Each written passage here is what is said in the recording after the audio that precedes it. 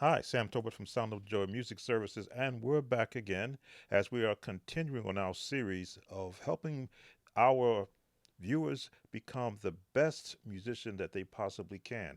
Now, often I never ask my viewers what is their practice routine. Do they ever need any tips on how to practice better to help either learn a particular technique or to build their skill set on the piano? So I do my research, which is what I'm supposed to do when I'm helping out my viewers to become the best pianist they can possibly become. So here's my research. My research has found this. Here are some tips for playing the piano better. Number one, practice regularly, which means you've got to set a time uh, in your busy schedule, because most of you are busy. I'm retired now, so I've got all the time to practice, and I still do practice. But you want to set a time.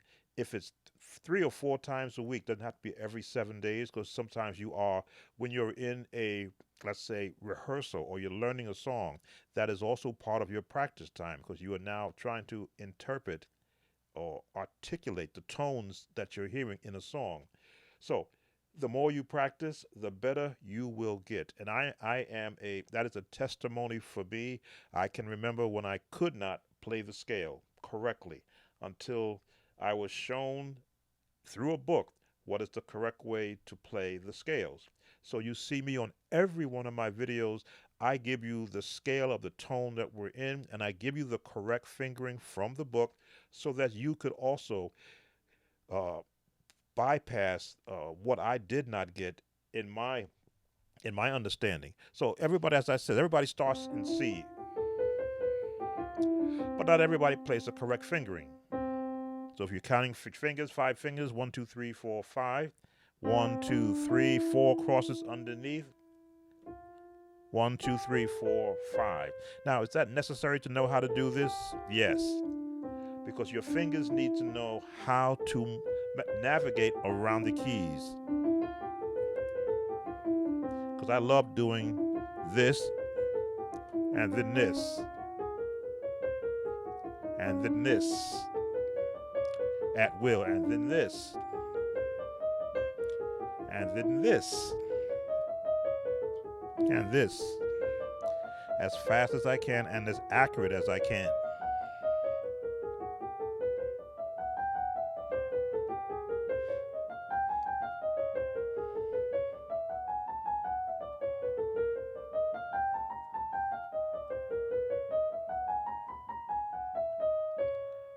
And then it just repeats after that. So, and what does all of that get me? That allows me to do this, or this. It gets my fingers able the ability to move across if I want to do a nice jazz run.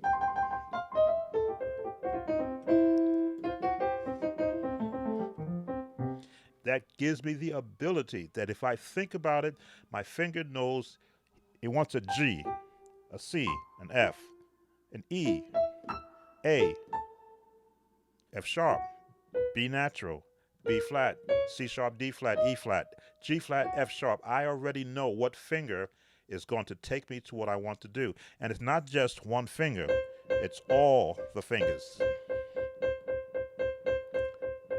This is the exercise I would do to make sure that every finger can give me the same touch, the same strike, at the same level. Because I never know which finger is going to be required to play that note.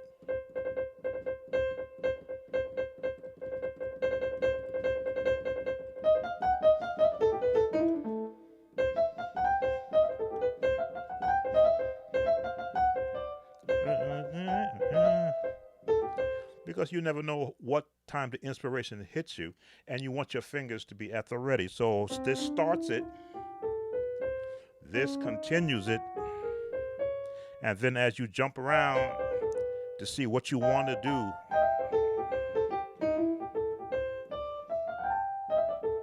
there's an exercise I learned from my cousin. I have to say it in my head so I know to hit the notes. A nice jazz. This one. So I can do it in this key flawlessly, but can I change the key?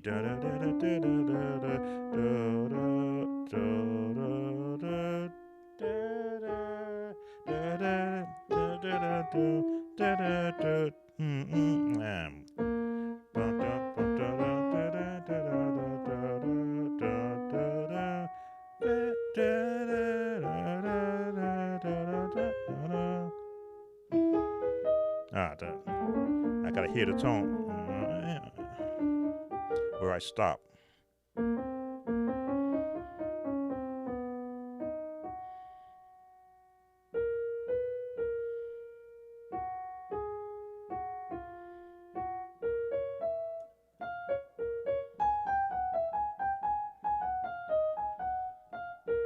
There it is. I'm hearing the tone in my head.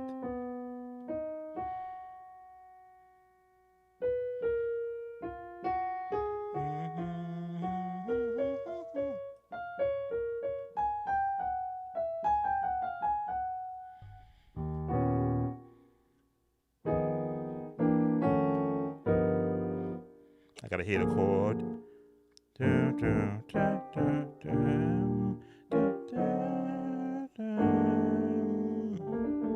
These are the things I would practice, and I would try to get it correct in that one key, and then switch to the next one.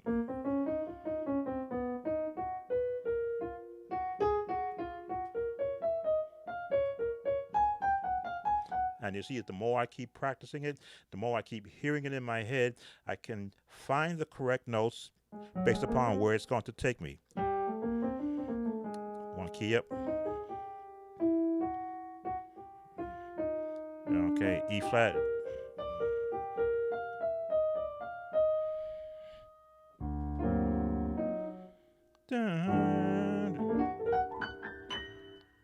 An exercise for me. So practice, practice, practice for the one purpose of getting better.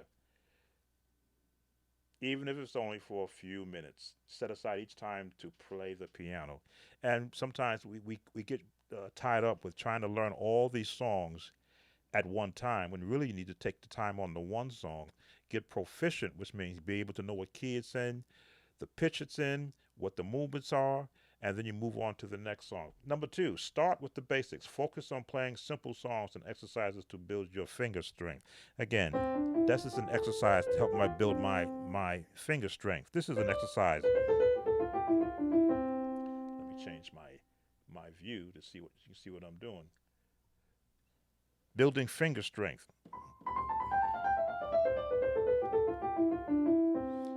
That's two fingers being strengthened. But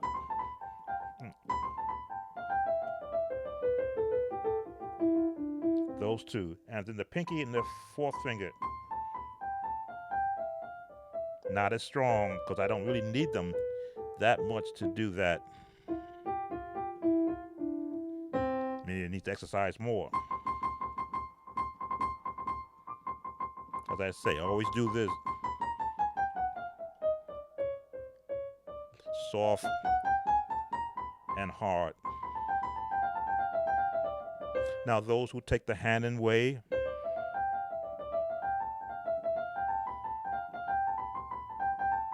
the same thing. They that do the Hannon, I've never had the Hannon exercise booklet to show me how to correctly do that, but I've heard people do this. But I can mimic it.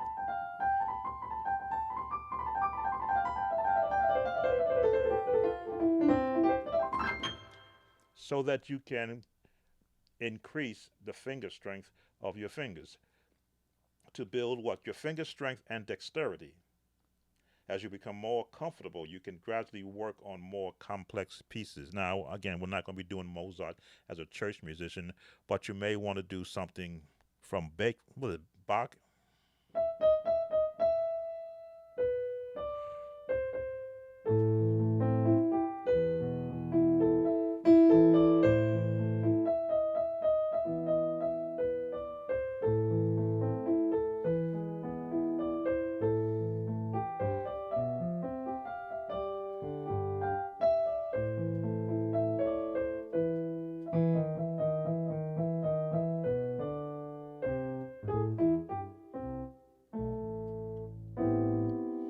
just from a practice standpoint. Where are we at? Number three, focus on technique. Good techniques is crucial for playing the piano well. Pay attention to the things like hand position, finger placement, and dynamics to make sure you are each note, playing each note clearly and evenly. Now, if you ever watch or blow up my videos, let's see, where's my device? Here we go. You will notice my hands will always wind up on the correct key. Just blowing it up a little bit here so you can see this. My hands will always wind up on the correct key. C, C, C, C. My thumb, C, C, C, C, C.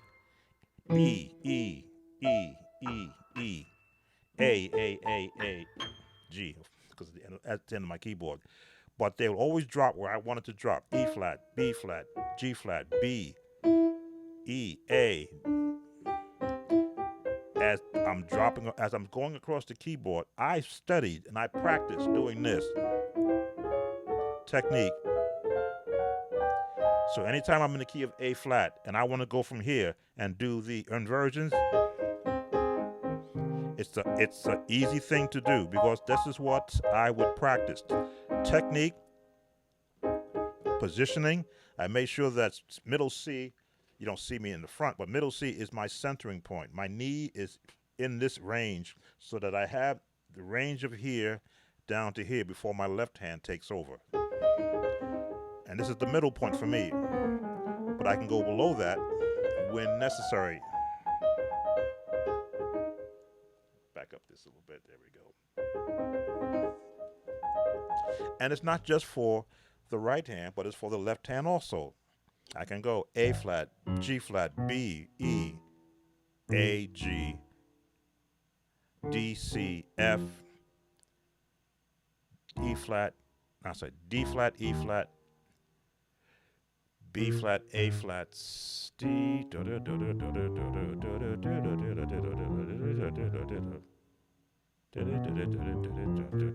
I have to be able to hear the note so that I can do the run. Most musicians don't develop a bass hand because they have a bass player. During my days, I did not have a bass player working with me, so I had to develop a bass hand.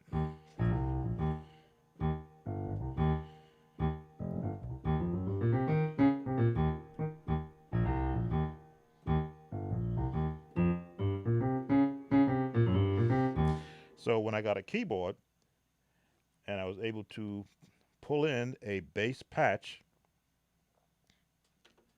and pick the bass of my choice, let's go with I have one that I like that I pulled from this keyboard. It is the Active BB, that's the number preset 27.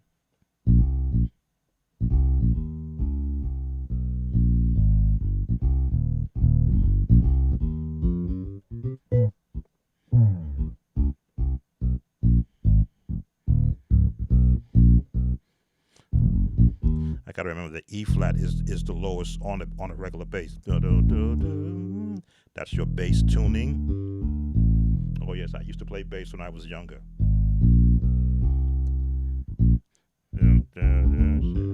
There was a television show I used to like. I think it was it Taxi?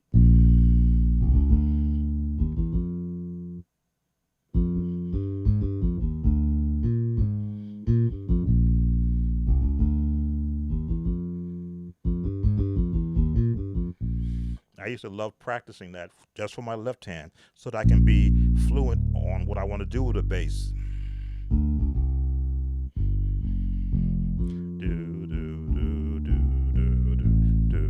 C, F, B flat.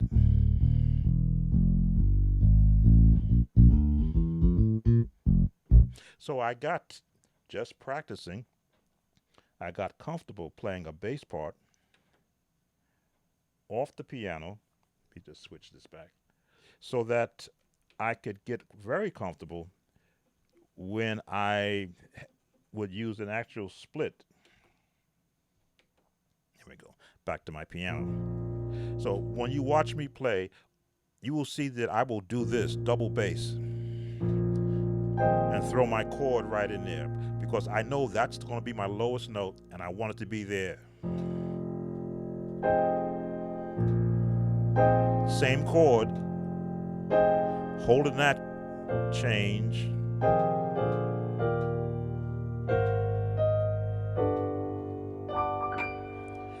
Bass is and practicing the actual lower tones, it is just a practice for me.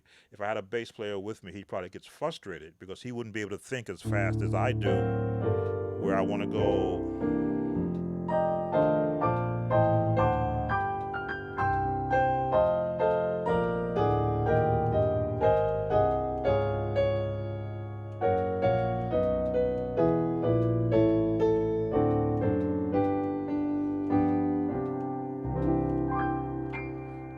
A little bit of the cycle of the fifths or the fourths.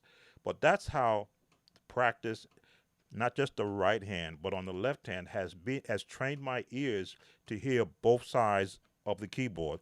I know this is going to be taking me down. I heard a song today on Facebook that I had not heard from the time that I was in high school. An actual Carib, when I get the correct term for it, it was a Hispanic song. Let me see if I can remember it. It's in F. No, it wasn't C. How is it?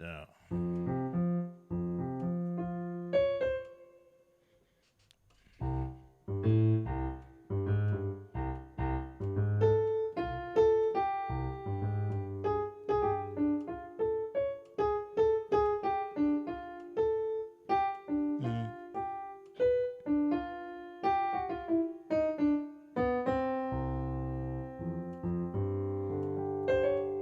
there it is.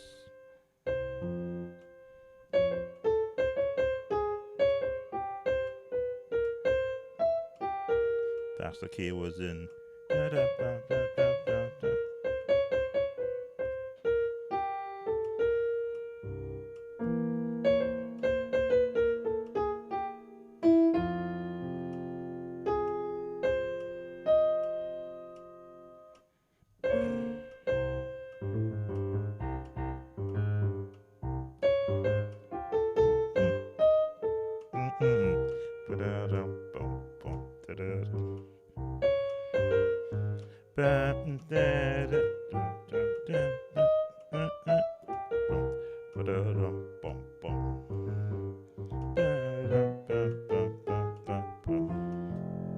I have to go back and listen to that video again. I hadn't heard that song since high school days. And once I heard it, I says, I know that song.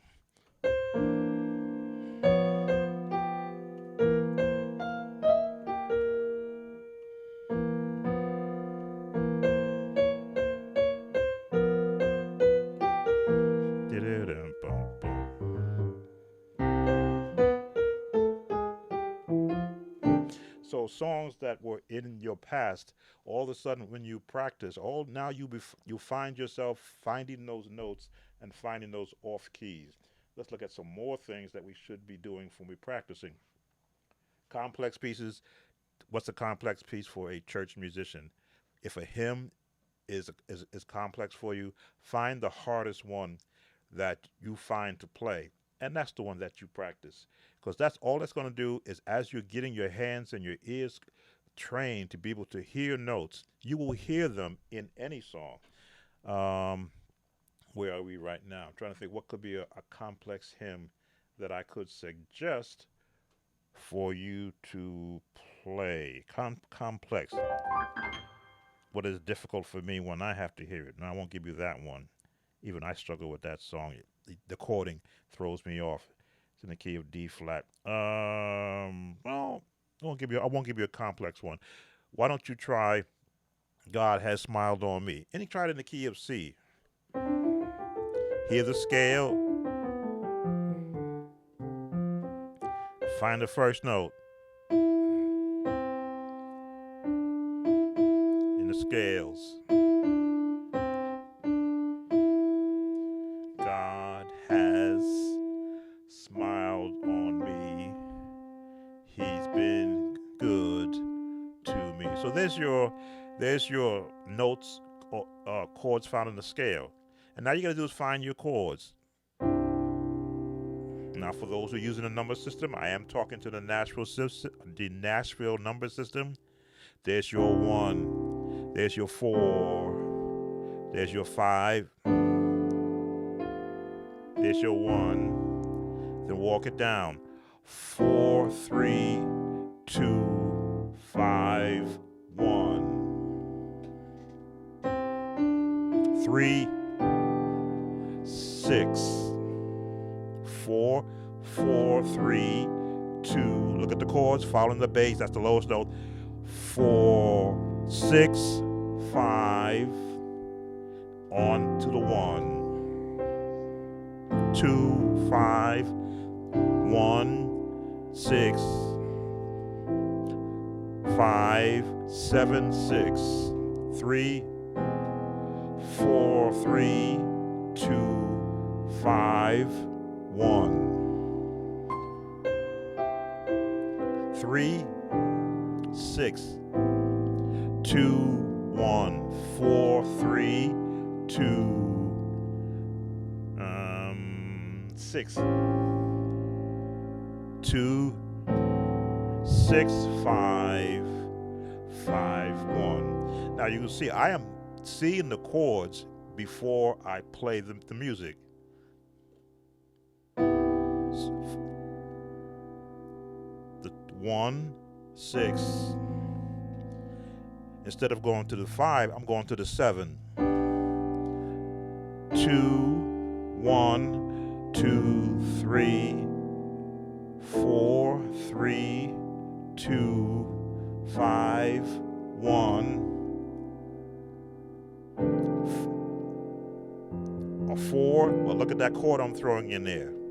On the 4, 3, 6, 2, 5, 1, 4, 6, 2. I'm looking at these numbers. 6, back to the 2. Turn around. 6, 2.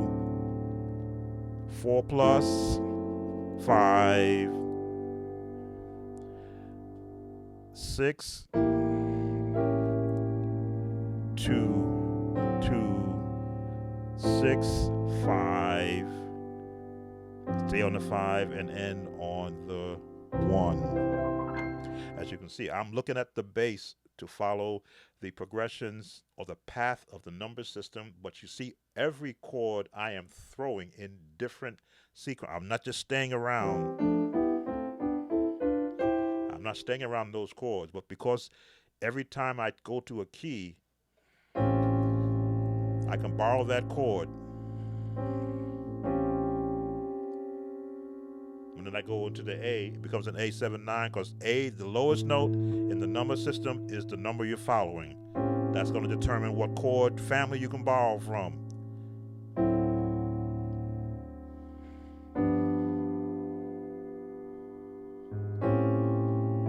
He's been good.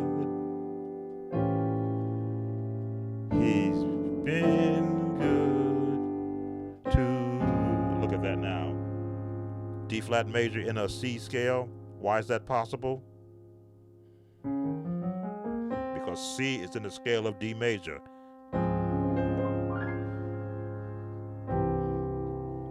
All right. These are the things that you practice. Find a very basic song and then work out all the chords that are available to you there. Let's go on to practicing. Number 4, experiment with different styles. And that's what you saw me doing. I took a basic hymn or hymnal type song and began to add the various elements of jazz and what we call early gospel to it. Try playing different types of music from classical to jazz to pop. Pick a genre. My genre is jazz, pop, classical, and not contemporary, but spirituals, because I do play spirituals. I love playing those and adding chords to sort of turn it a little bit. and I mix it all together, and I pick from each of them to see what type of a sound do I want to have. Where we at? Lift up music, develop your skills, and expand your music vocabulary. So I just gave you a whole set of chords in the key of C that many of you have probably never looked at as just a chord assigned to one of the number system chords. Where do I get my chords? That's number five. Listen to recordings. Care what recording it is. If it made it to the place where it's being promoted, the music did something outside of somebody paying for it to have it placed, but there was some work went into the actual composer. Listen to recordings of other pianists. Now, I played piano in my early years very well, but it wasn't until I heard Richard Smallwood snap on the scene that I stopped and says, "Hold on, uh, that's somebody I have to listen to because I have not never heard anyone in my time play a piano that stopped me in my tracks. Who plays these chords?"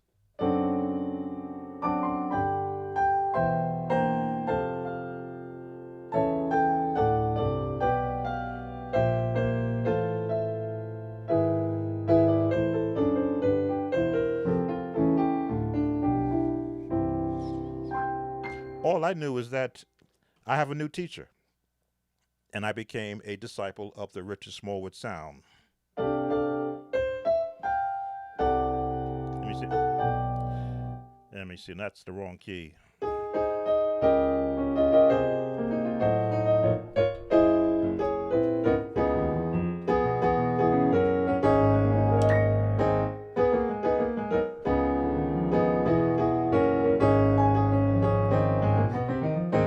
Glorify the Lord. The first time I heard that, my ears popped.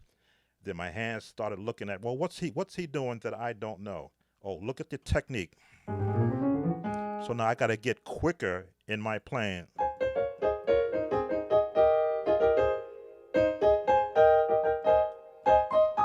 Oh, something that I practice anyway. So now it became easier.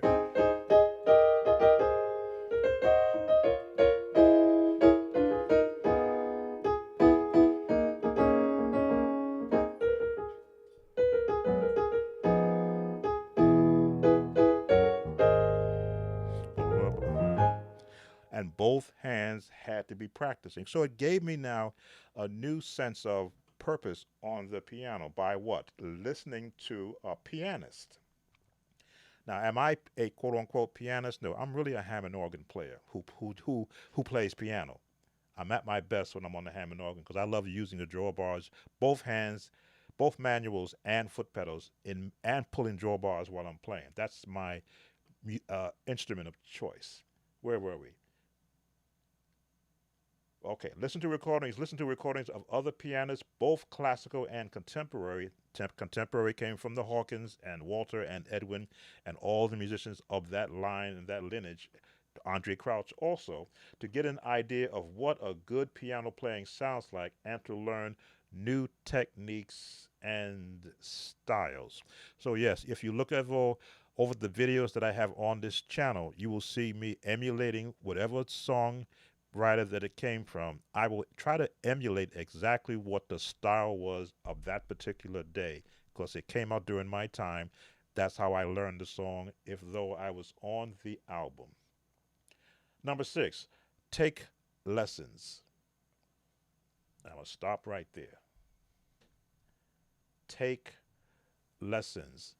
Now, we look at lessons as paying someone to guide us through a book so that we can prove to the teacher that we can hear what they're saying. I look at it from a different standpoint by taking a lesson. In other words, mentally take everything you learn as a lesson. It should say take well, should say take your music. I'm saying take everything you learn as a lesson. When you see me try to play someone else's style, I am trying to take that, if though that person whose record I am listening to hear their interpretation, especially on the piano, if they were sitting there showing me, if you're going to play this chord, don't play it here. That's not the chord I'm playing. This is the chord I'm playing. This is the walk up I'm doing.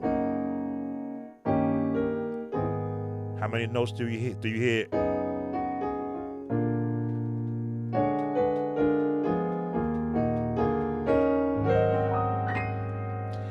So that I can hear what a pianist is doing in a song.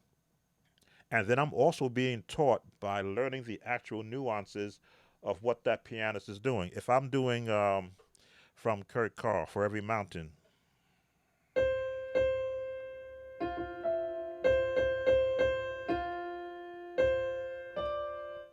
uh,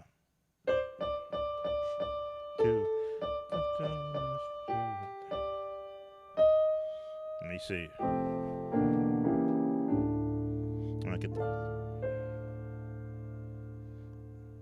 I'm trying to get that first part.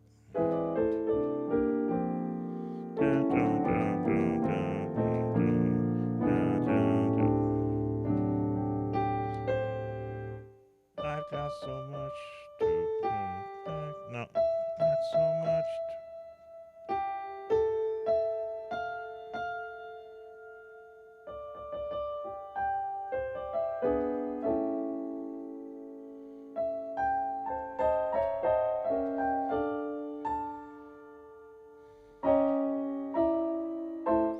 Now I've lost the song because I'm trying to use it as an example. So now I have to find my way to the song because it's in D minor, but F.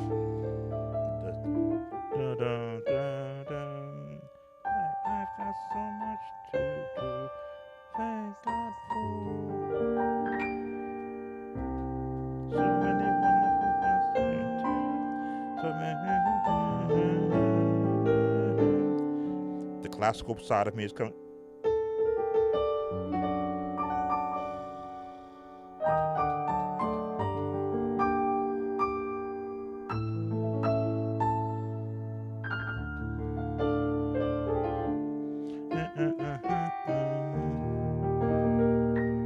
And for this I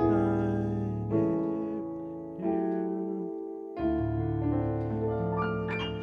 So I had to find the correct note. Even though I was searching around the key, once I found the correct note,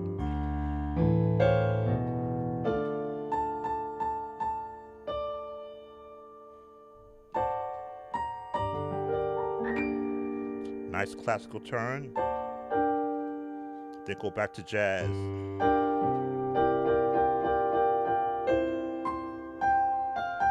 Classical.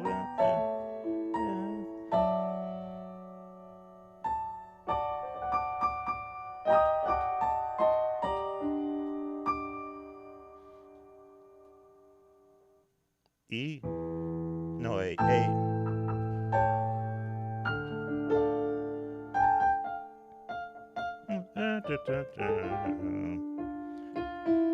E flat. E flat to E to A. Cycle of four, right? 1, 2, 3, 4. Diminish. So much music is built upon the theory of chord placement, melody placement, the different styles, and all the composers borrow from each other. Don't think that they're not listening to what's the popular song of the day. We're going to do another series on what are the most recognizable gospel chords of today. I've already done my research and I have getting ready to do that one within the next 2 or 3 scenes. Let's finish off with the practicing, become a better piano player. So listen to recordings of other artists, other pianists. Number 6, take lessons, consider taking lessons from a qualified teacher who can give you personalized guidance and feedback on your playing. And for those who don't like to be critiqued, don't do this. If you do have someone who's you're asking and you're paying to instruct you on having you grow as a musician, they're supposed to critique you in a way that tells you it's like taking a test. Can you do this? You go, yes. Okay, do it in the next key up. Huh?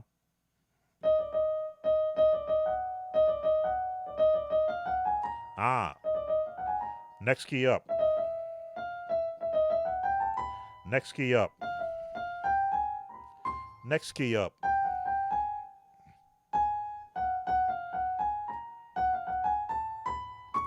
What they're doing is they're testing your ear to see whether or not you practice playing scales. If they say, play me a B major chord, and you're trying to figure out where B is, you should be able to look at the piano and see where B is. It's the next note below C, and you know that B has a 1, a 3, and a 5 in the chord. If he says inverted, inverted, inverted again. Go back to the root, but an octave higher than what you did. That's what an instructor, a teacher will do to see whether or not you are adhering to the rules of playing. Because once you know the rules, you can go anywhere outside of the rules. B major. A lot of musicians, if you call them out into B major, they're going to have a heart attack. Because I used to have a heart attack in B major until I began to understand through theory, well, what does B major contain? B major contains chord structures from F sharp, G flat, turnarounds that are found in D flat and E flat, and A flat minor. So now I can just borrow. Give me a turnaround. Go to A major. Go to E. Go back to A flat. D flat 7th. G flat or F sharp 7. Back to B. And once I understood the concept of how these scales borrow chords from corresponding keys, when I learned a song, it became second nature. Jesus, you're the center of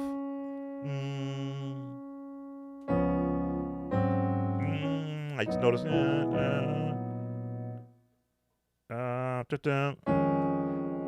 there it is. E, F sharp, stay in F sharp, go to a G minor, walk up,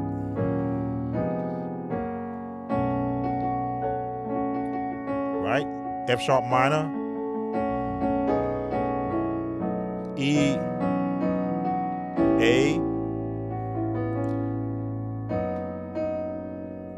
A flat walk up, A, G sharp, F sharp, B. Kind of messed that up a little bit, but that's how comfortable one can become when you start to look at the chords as family, as related, as if you're in a key you don't know, who is the relative in that key? Look at all these relatives.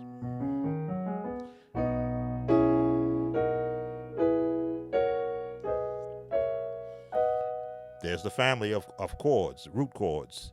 Okay, I want a root chord. I want to go to the E. That's a fourth. I want to go to the fifth. That's a sharp.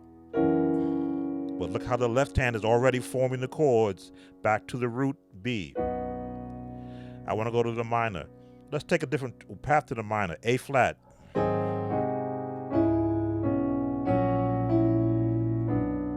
Classical change.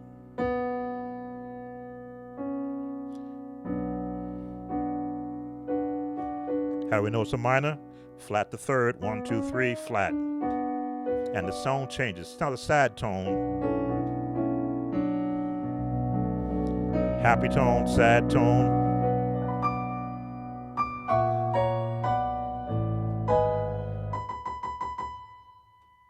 E. No.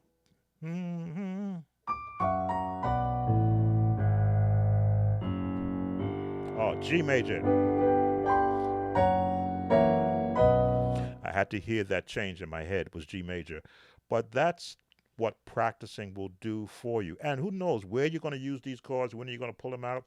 Let's bring this to a close. Taking a while with this, but these are my upcoming training sessions. I'm just getting started. We're still the second, not even through the second month of the new year. And if you saw my project that I've got coming for the first 10 projects, I'm just putting them down on paper and presenting them to you. Let's go back to our list. Some of the tips for playing piano better. So yes, pay someone who is reputable, who will give you more than just chords, but will give you the purpose of why you want to use the chord, who will direct you to lesson material that will help you build yourself in your own practice time, and then let them critique you.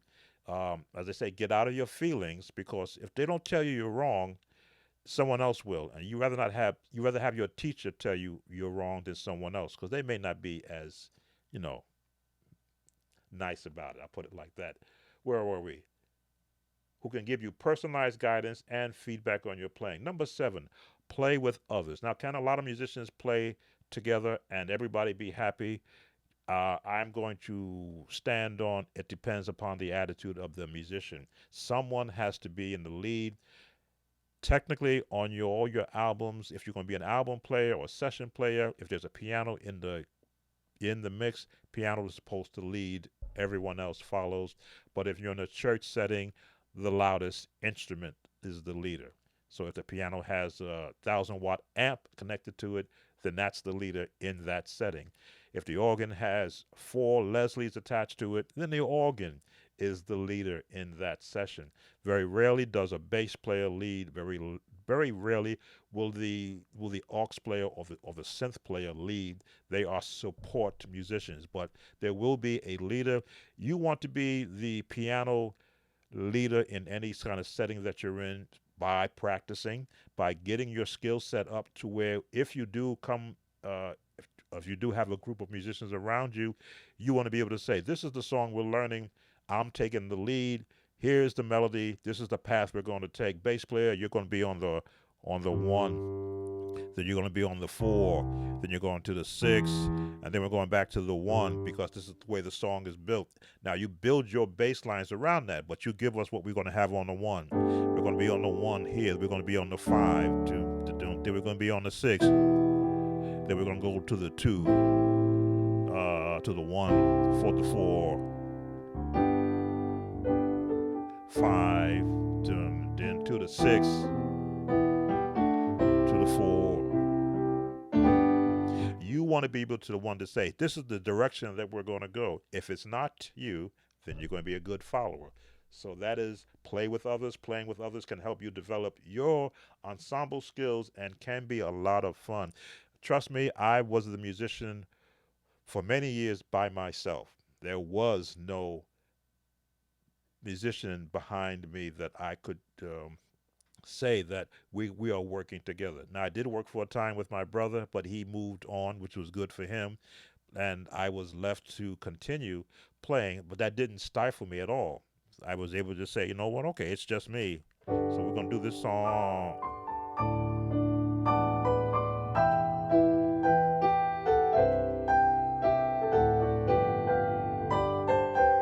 Come on.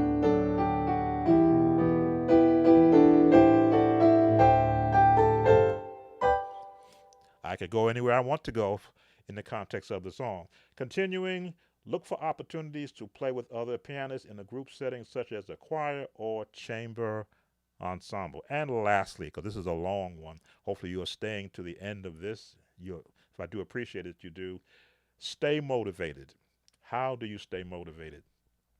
How do you stay motivated when you're in a practice mode, or you are developing your own practice mode? I stay motivated when I get a viewer request for a song I've never heard of, or it's from an era in which I heard that song coming up, or that song is one which causes me to have to think. I think I did a recent viewer request, and the song was in the key of A. I said, okay, nobody sings in the key of A, but this song did. Now, it did modulate it. I think it modulated 4 times, but of course it started in the key of A, and I had to follow where was it going. Wasn't a lot of chords. I said, okay, that's where they're going. Okay, I'm waiting for the minor to come in there. there's the minor in there. Okay, there it is. I know it's going to change to a B to a D major. There we go. And it's going to go back to the A. Okay, and I listened to the song. I listened to what the music was doing, and it became no problem to do the actual the lesson for it because I locked myself into what the other musicians was doing. It wasn't about, oh, this is the chord you want there. Put that there, and put that chord there. That chord they use is kind of bland. No, I went with what the musicians was doing because I wanted to lock in to the original, and I never changed it. I said, keep it. This is what the song sounds like. If you don't want to do that note, then add this chord there. But go to that minor, F sharp. And you know you're going to the D, so put the extra note there.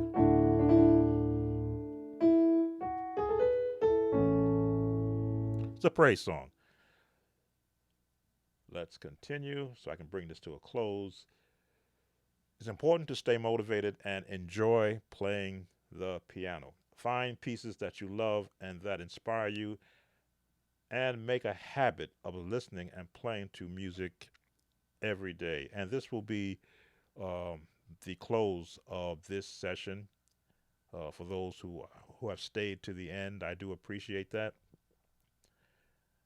I don't think there's any more joy that can come from when you sit down to a piano and you have practiced and put in the work and then practice some more after that and then performed, and then you go back to your next practice session and you can go back to that same song and go, wow, I got a new way I could have done that. I could have put that chord in there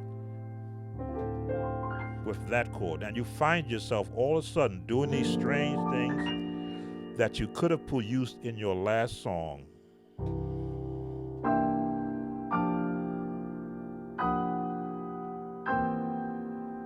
And you start going, wait a minute.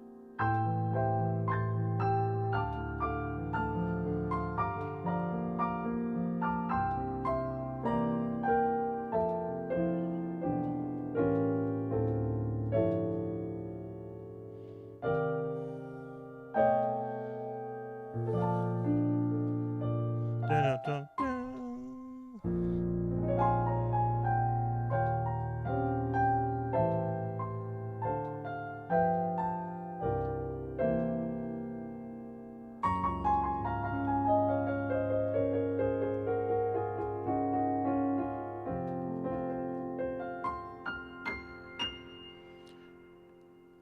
Sam Tobert, Sound of Joy Music Services. We're looking to inspire piano players who play for your churches to be able to provide the most thoughtful, emotion driven music, because you never know who in your congregation needs to hear this. It's a calming factor, and you're just making it up on your practicing.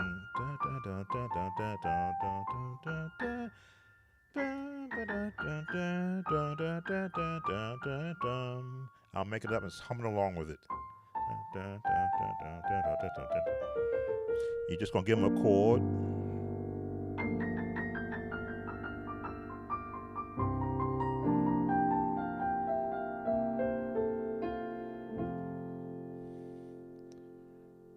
Makes me remember Jesus. Just chords around the melody. Jesus, da, da, da, da. Always remember. Just chords. Jesus. Turn Jesus. Andre Crouch. Always keep him on your mind. I do sing a little bit too. All right. Thanks for watching, and see you on the next lesson. Take care. Bye.